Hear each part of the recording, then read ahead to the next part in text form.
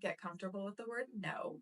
That I maybe would say would be the first one. And it doesn't need to be as abrupt as just outright saying no to somebody when they ask you to do something, but getting comfortable with the discomfort of potentially disappointing someone. Because essentially, what a boundary is being able to say what you will do or what you won't do in response to someone else, response to their request, response to their behaviors, whatever that is.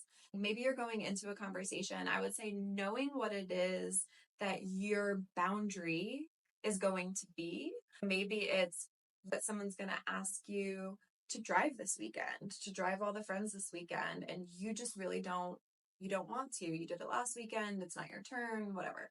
Going into the conversation knowing from the get-go what you're going to say and how to say it.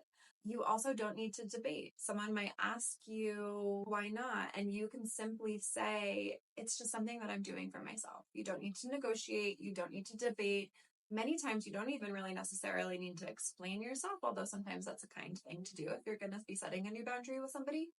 Knowing what your boundary is, getting comfortable with the discomfort of potentially disappointing others, and then just being really clear and really direct, and then holding on to the boundary and don't waver. Because if you waver, what you're teaching people is that your boundaries are not firm and they don't really actually mean anything. And that's not what we want.